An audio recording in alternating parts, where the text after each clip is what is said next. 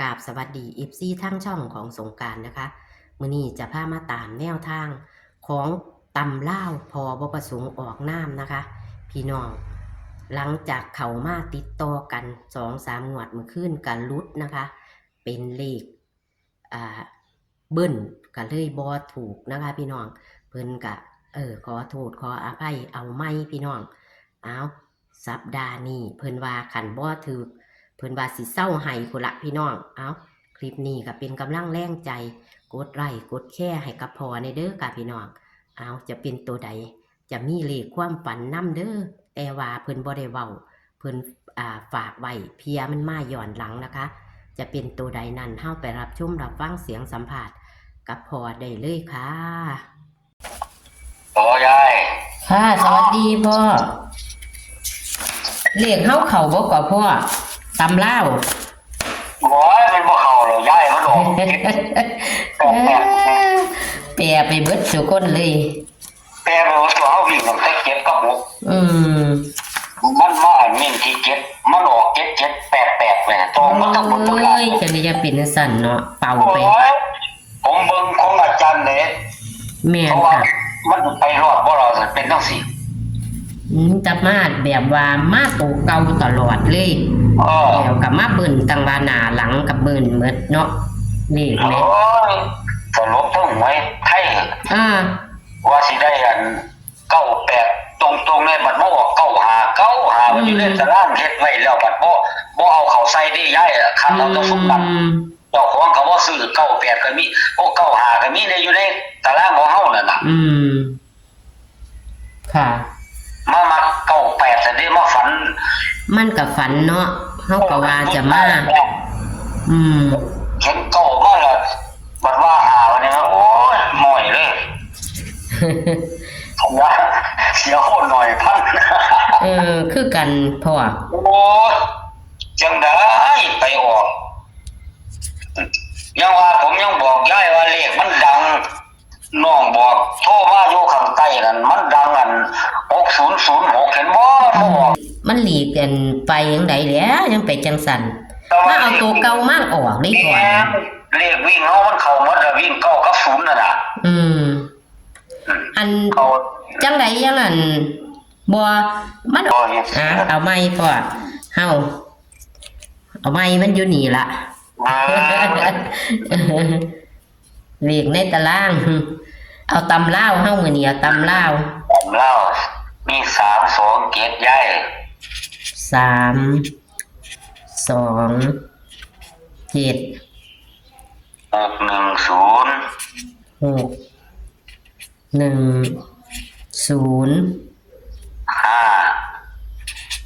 5วิ่งใน3กับ2ด้วยยายค่ะ3กับ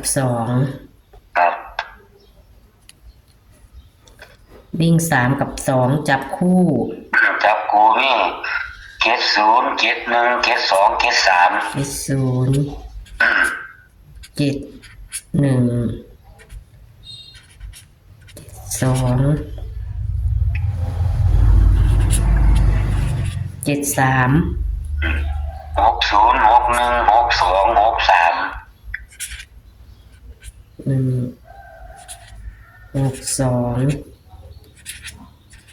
60 ครับอันนี้ก็50 51 52 53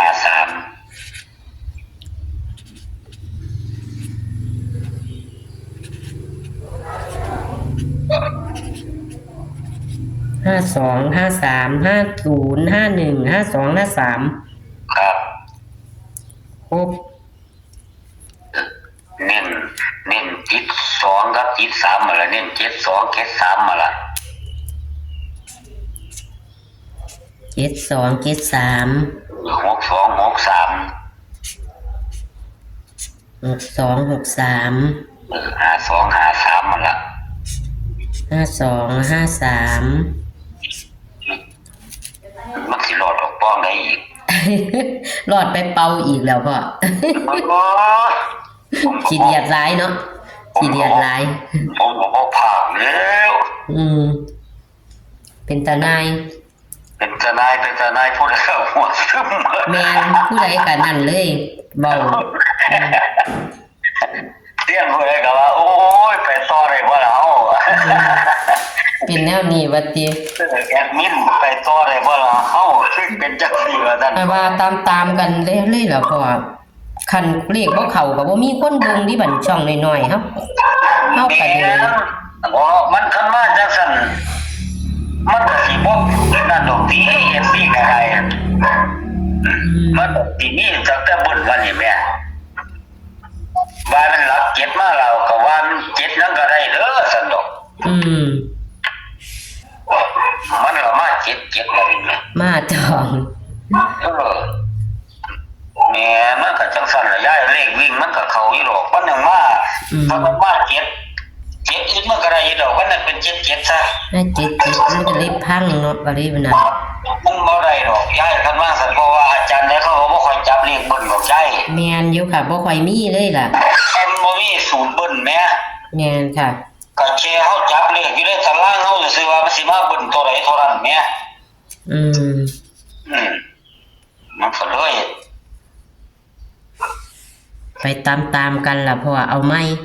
ครับ เอาลองเบิ่งอาทิตย์นี้ทั้งอาทิตย์เฮาต้อง ว่า เอา เอาทุกอาทิตย์นี่ก็สิหมดอยู่ดอกย้ายคันอาทิตย์นี่ทุกเต็มอาทิตย์นี่บ่เข้านี่ อื้อหือมันต้องเข้าล่ะพ่อบ่กล้ากินปานนั้นดอก เสียนไหนเขาก็สิเซาให้ละคันอาทิตย์นี่ตอนนี้เนาะ กะโพดกะเหลียว่าติ โอ้ยเสียนใจว่าเหรอไปตอดได้บ่เฮาขึ้นมา เพิ่นก็เว้าอยู่ได้เอาทั้งทั่วเอา แต่ว่าจังว่าเพิ่นก็ว่าโอ้ยเนาะว่าซั่นว่าเด็กใหญ่ก็จังได้ไปจังซั่น นั่นล่ะผู้ใดก็ออกปากออกย้าย อืม เพิ่นก็อยากให้ FC ถูกหมดนั่นล่ะ ค่ะพ่อตัววิ่งนี่พ่อเน้นตัวใดค่ะ3กับ2 เอา นี่ เล่นที่ใส่สองเด้อยาย เน้น2เนาะ ครับ ค่ะ ร่อง3มาละนั่นล่ะผมบอกเน้นหลัก2หลัก3มาละมีติด2ติด3มันน่ะ ค่ะเลข3ตัวเฮาบ่มีเนาะมื้อนี้ บ่ กะความฝันก็บ่มีเนาะพ่อมื้อนี้เนาะ บ่ฝันเลยยาย มันสิมาย้อนหลังบ่พ่อมื้อนี้ อัน ตะเกาน่ะ มันจะเป็นแบบนั้นเด้ความฝันพ่อน่ะ ที่นึงออกที่ อืมมาย้อนหลังใน4189มื้อนี้ล่ะคิดว่า ที่ลงเลขก้มฝันในรถยาย เนาะ ครับ โต มันบ่มารัฐบาลไทยค่ะมันมาเลข อืม ก็ว่าหาหนึ่งเอามีดอกนี่ อืม เอาแตะ41กับไก่98นั่นล่ะ 41เนาะเลขความฝันพ่อตามคือเก่า ผ่านมาออกเล่า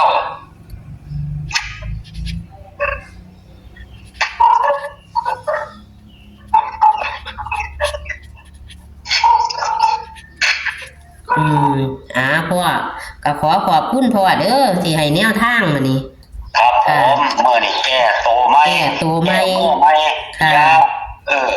IFC สู้ๆไปมันเบิ่นจังซั่นบ่มีอาจารย์ที่ถือดอก ค่ะแม่นค่ะกำลังให้กำลังใจกันคือเก่าเด้อ FC กันเลย ก็อยากให้ อืม ทางช่องนั้นอยากให้ FC ถือค่าโพดผู้ให้เรียกก็คือกัน อ่า บ่อยากให้พลาดจังหวดพุ่นล่ะมันนึงมาจังซี่ ค่ะค่ะขอบคุณค่ะ สวัสดีค่ะพ่อ ครับผมสวัสดีโชคๆมันหมานเด้อยายมาแล้วนี่ ค่ะ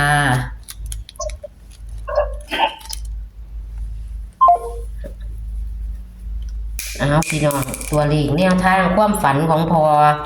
กับหมู่บ้านนี่เนาะพี่น้องว่าความฝันของพอกับฝันว่าได้ไปกินงานไปงานไปเที่ยวงานแล้วกับมีหมอลำเนาะพี่น้องเนาะความฝันที่เท่าความอีกนะคะสิว่าเลข41กับ98มาจังใดคือเลขความฝันพอตะหมู่บ้านนี่นะคะ ว่ามันจะไปเลขไทยกับบ่แมนนะคะพี่น้องค่าเทียมมันมาเลขเล่ามือนี่นะคะมาย้อนหลังคือ78ของพอที่ฝันนั่นล่ะค่ะพี่น้องฝันใดจับปลานั่นล่ะมันก็มาย้อนหลังนะคะพี่น้องนี่ก็ความฝันของพอมือว่านนี่ผู้ใดได้เบิ่งคลิปนะคะก็มีหา41เนาะค่ะเพิ่นก็เลยว่าให้เอาแต่41ไว้กับ98ไว้นะคะพี่น้องเทียแรกก็ฝันเห็นหมอลำ เอาตัวเลขให้เพิ่นก็หา41เพิ่นเลยให้เอาแต่41ลงเด้อพี่น้องส่วน98เพิ่นมานอนอยู่หม่องใหม่เพิ่นเลยฝันใดเป็นโตนี่ล่ะค่ะพี่น้องนี่ล่ะค่ะคือตัวเลขความฝันพอแต่ว่ามื้อนี้พอบ่ได้เว้าความฝันมีแต่บอกให้เอาลงไว้ค่ะเทียมมาย้อนหลังนะคะเอาเลขวิ่งเพิ่นก็2รูด2เด้อพี่น้องจับคู่กับเบิ่งเอาค่ะเลขในตารางเพิ่นบางเทียก็กอดข้อกันมากค่ะพี่น้องนี่แหละค่ะแคปหน้าจอเด้อค่ะพี่น้อง